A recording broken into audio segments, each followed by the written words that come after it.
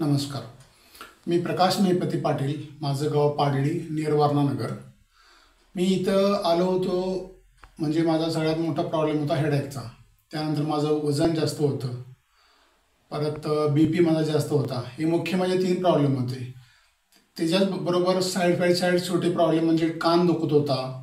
तर अशा प्रकारचे प्रॉब्लेम इथं आल्यानंतर हे 10 दिवस शिबिर अटेंड केल्यानंतर माझे बऱ्यापैकी 90% प्रॉब्लेम सॉल्व्ह झाले आहेत। हलकासा हेडेक आहे तो, पण तो ज्या 90 दिवसाचं फॉलोअप मला यांनी दिलेला आहे त्यातून तो 100% रिमूव्ह होईल याची मला खात्री आहे।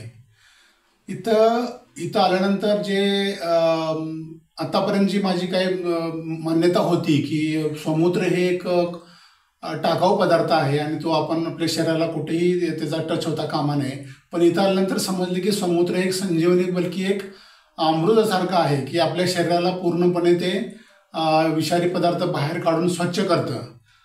त्याचबरोबर समुद्र घेतल्यानंतर आपण प्राणायामामुळे शरीराला सगळ्याच प्रकारची ऊर्जा मिळते सगळ्या पार्ट्सना। परत योगासने हे तिन्हीच्या संयुक्त ट्रेनिंगमुळे आपल्याला समुद्र घेत असताना, स्वयंभू घेत असताना अजिबात भूक लागत नाही। हा आश्चर्यचकित गोष्ट आहे। आणखी मी 8 दिवसाचा उपवास केला। 8 दिवसामध्ये मला अजिबात भूक लागली नाही।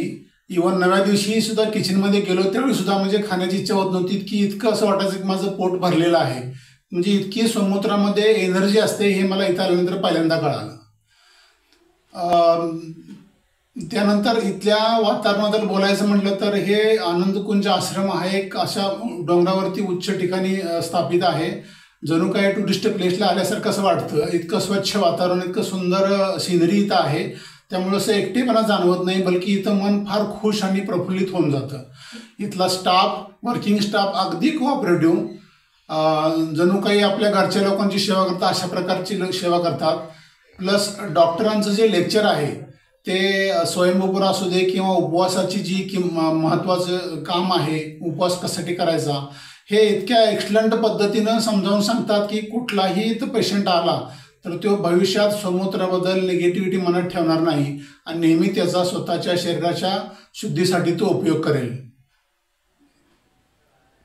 एवढ्यामुळे मी असं सांगतो की इव्हन जे लोक आजारी नाहीत त्यांनी सुद्धा हे तर येऊन आपल्या शरीराची शुद्धी करून घ्यावी। ज्या प्रकारे आपण आपल्या गाडीची सर्व्हिसिंग करतो ठराविक किलोमीटर नंतर, पण आपल्या शरीराची आपण कधीही काळजी करत नाही की आपल्याला आयुष्यभर हे 100 वर्ष साथ देणारं शरीर एक प्रकारचं हे वाहनच आहे।